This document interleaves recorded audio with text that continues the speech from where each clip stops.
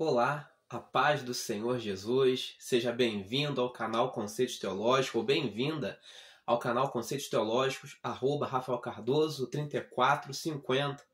Estamos aqui mais uma vez para mais uma aula, mais uma lição da nossa revista Betel.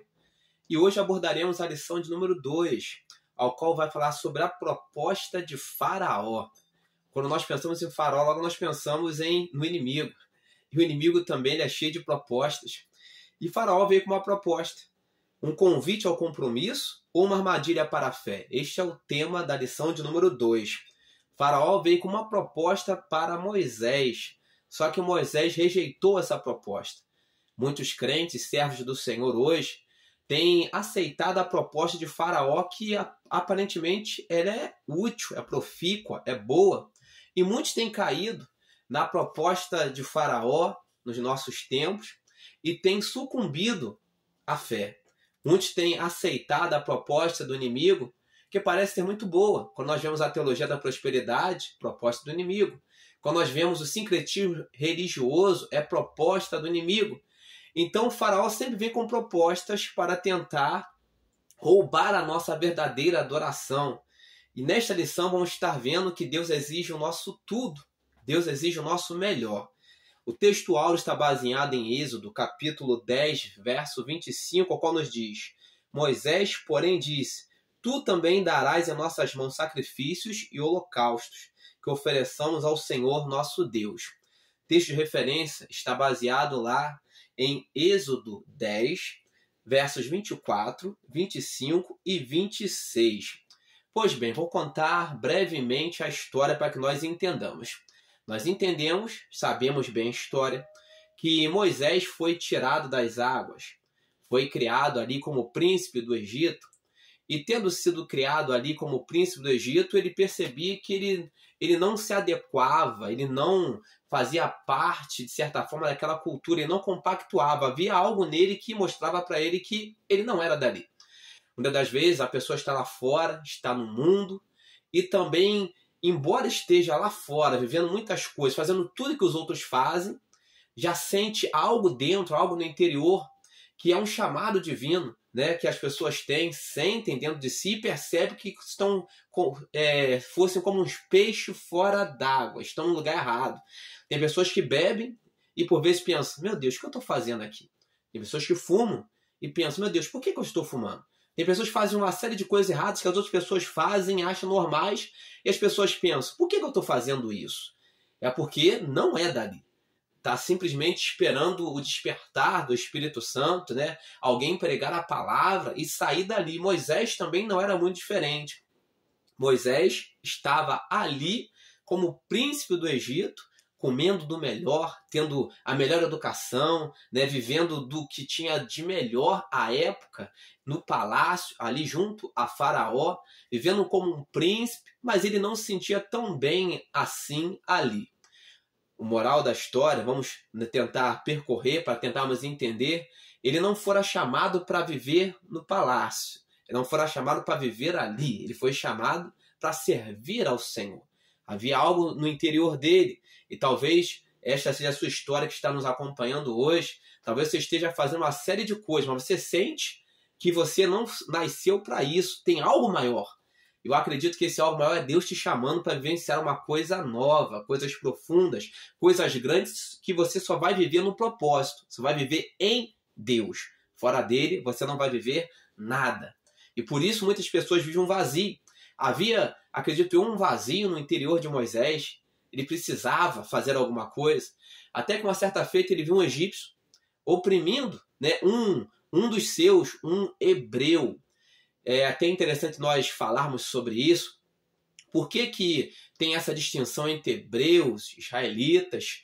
É porque antes, podemos assim conceituar, antes deles saírem ali do Egito, eles eram considerados hebreus, que vem de Éber, era descendente de Éber, então eram considerados hebreus.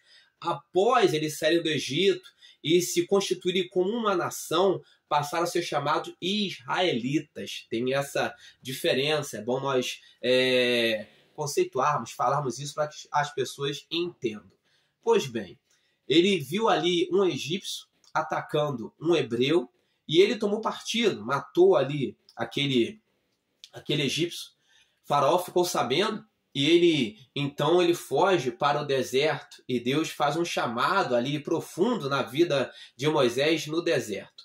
Eu gostaria de parar um pouquinho aqui e abrir um parênteses, porque tem pessoas que falam assim, a pessoa fez de tudo, a pessoa matou, a pessoa estuprou, a pessoa bebeu, a pessoa aprontou a vida inteira e agora vem com esse papinho de ser crente, com esse papinho de que está na igreja. Eu quero dizer uma coisa para você, que talvez você não entenda, a graça de Deus ela é maior do que qualquer outra coisa. O amor de Deus é insondável, é infinito. Ele está disposto a entrar na vida de todo aquele que se arrepende de todo o coração. Foi assim na vida de Moisés, um grande homem que nós hoje vemos pelas Sagradas Escrituras que foi um grande homem. Só que esse grande homem, ele era um assassino e Deus o chamou e o tornou um grande homem. Sabe por quê? Deus é especialista em pegar aquele que ninguém acredita e acreditar nele. Talvez essa também seja a sua história que está nos ouvindo neste momento. Talvez um desacreditado, uma desacreditada, mas sabe que Deus é especialista em pegar aquele que não é nada, aquele que não é ninguém, aquele que ninguém acredita mais, e Deus pode estar acreditando agora e quer dar uma vida nova, porque Deus é aquele que ele não olha para o teu passado, ele olha para o teu presente e te dá um futuro. Este é Deus. E ele fez isso na vida de Moisés. Não vou adentrar na história com profundidade, mas diz o texto sagrado que Moisés, atendendo o chamado divino, ele vai até Faraó. Para nós entrarmos onde nós queremos adentrar. Ele vai até Faraó. E ele chamou ali Faraó e disse que queria levar o povo para adorar ao Senhor, para fazer um sacrifício ao Senhor. E Faraó fez uma proposta e disse, ide servir ao Senhor somente, fiquem vossas ovelhas e vossas vacas, vão também convosco vossas crianças. Ou seja, Faraó, ele queria uma adoração parcial. Ele queria que Moisés fosse apenas com o povo, mas deixasse as ovelhas e as vacas. Ora, como é que Moisés e o povo iriam fazer um sacrifício ao Senhor sem os animais?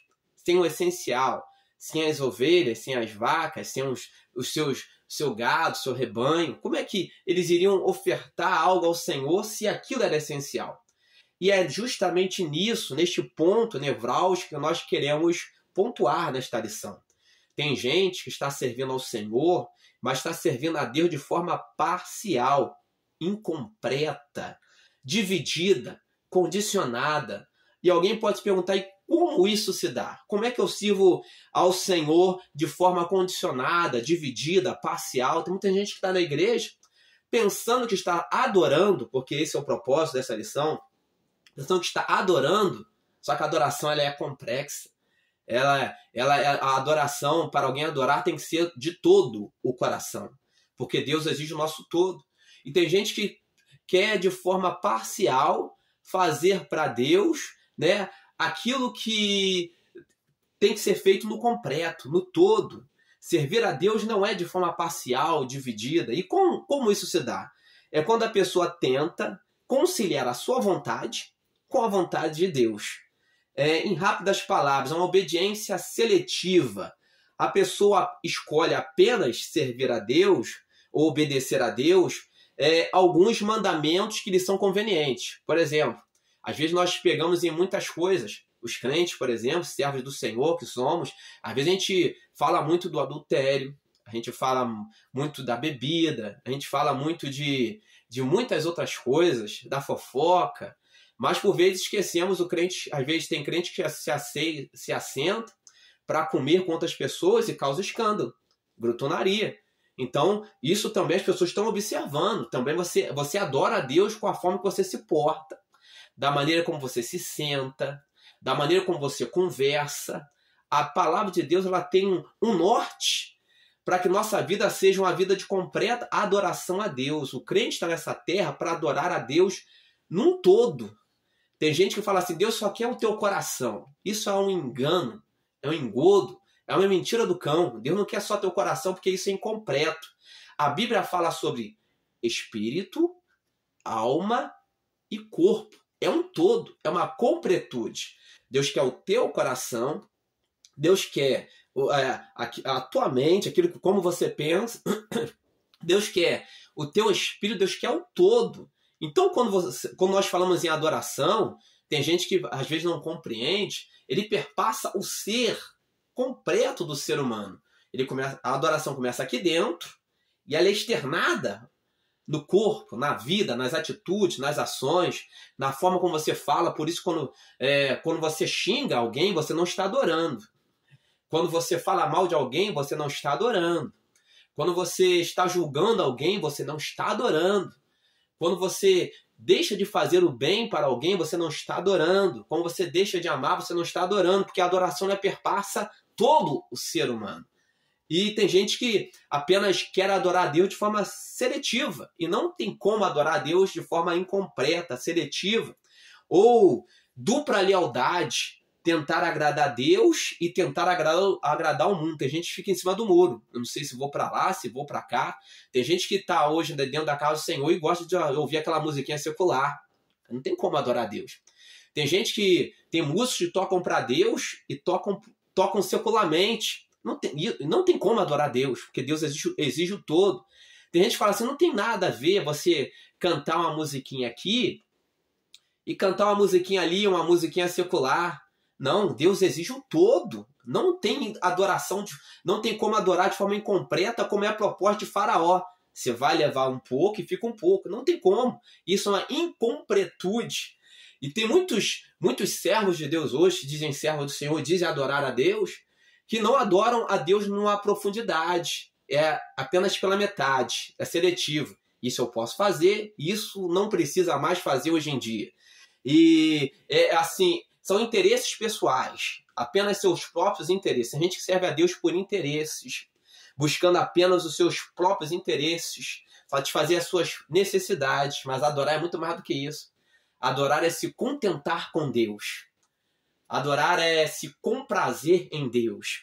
Adorar é sentir a alegria em Deus, apesar de ou do que está à volta, apesar das tormentas, apesar das tempestades, apesar das adversidades.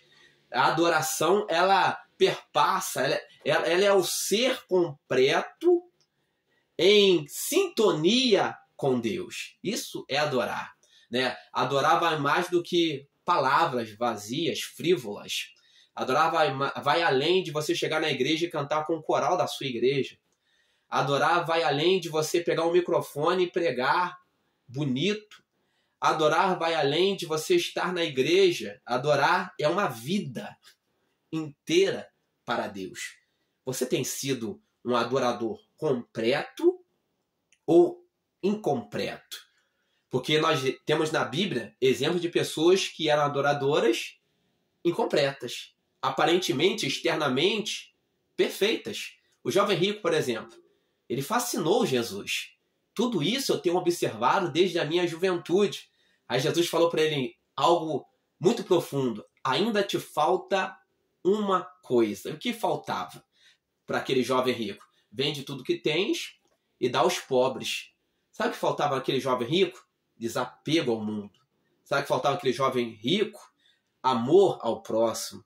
Ele tinha toda a palavra no coração, mas a palavra não desceu ao coração, à alma, ao espírito, não tomou o ser daquele homem. Ele tinha apenas a palavra, ele conhecia a palavra, mas a palavra não tomou, a palavra não preencheu a ponto de ele obedecer às palavras de Jesus. O adorador, ele é obediente. O adorador, ele obedece. Temos a passagem do jovem rico. Temos Pedro antes da cruz. Ele conhecia até Jesus. Só que antes da cruz, antes de Cristo passar pela cruz, ele dizia que morreria até por Cristo. Só que na primeira oportunidade ele negou a Cristo. E quantos adoradores são assim? Que estão na casa do Senhor e ainda precisam conhecer Cristo.